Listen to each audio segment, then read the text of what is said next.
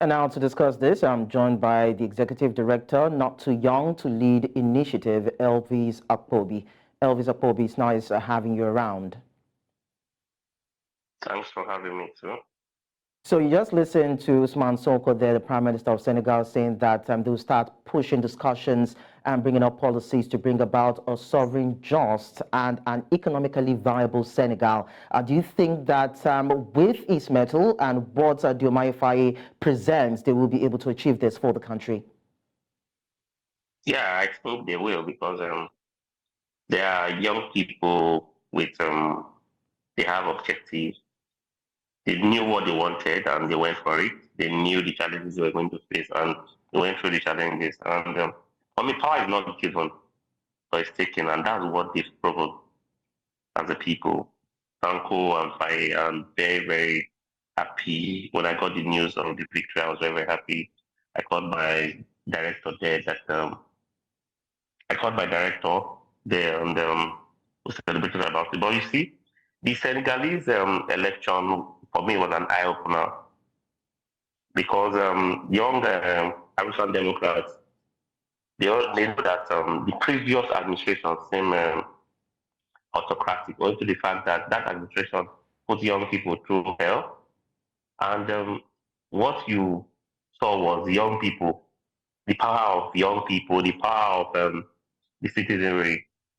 They were organized. They went against challenges that we always face, mostly in Nigeria, ethnicity, social strata, and all that. And they put their future in their hands. And that's how you see they needed change and they went for it. And that's how the president became. If you agree with me in his speech, inaugural speech, he talked about as in putting back the economy properly and creating jobs for young people. And I think I'm confident both Fire and Sanko will put Senegal on the world map. So next.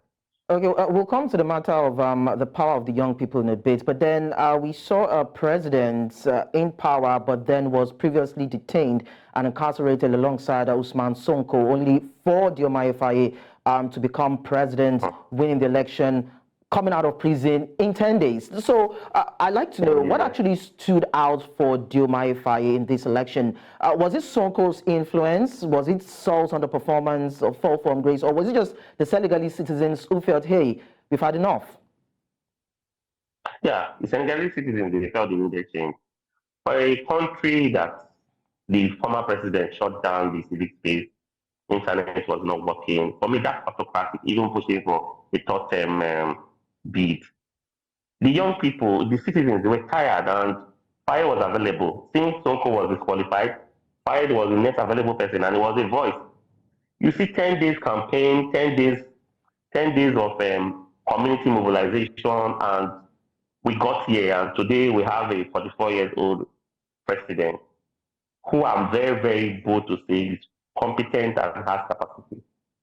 I've made it also cause that I know that, like I've always said in previous platform, I find myself that his action and inaction will open doors for young people to in other countries because over time we've seen those people who clinch onto power, they go to sleep, but we'll keep engaging them.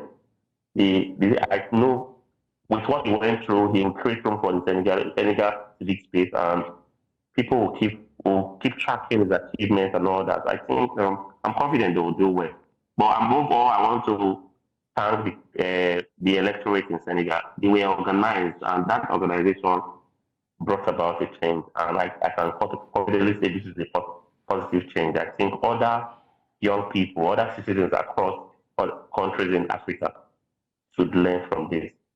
Okay, so let's talk about the influence of youth in Senegal's political transition. Now, we are going to actually scale it up anyway and look at it continentally. Now, the current president and military leader of Burkina Faso, Ibrahim Traoré, is 36 years.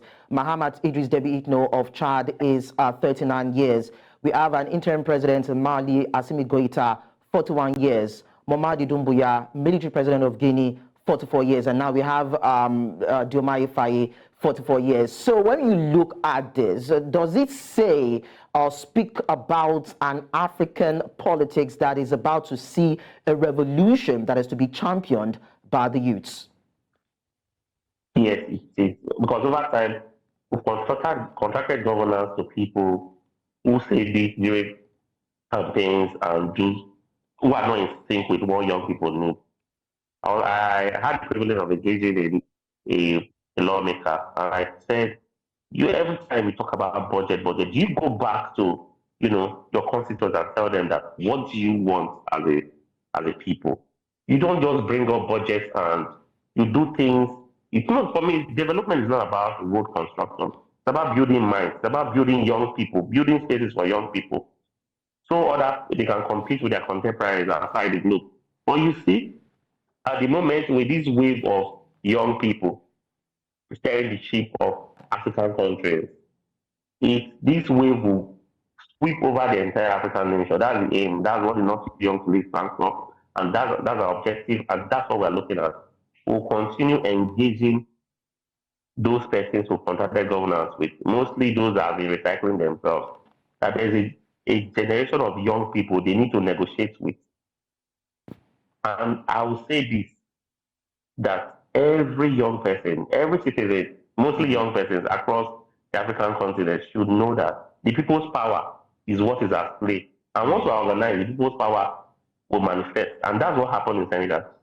Okay. Elvis, Akpobi, thank you so much for talking to us. Always a pleasure.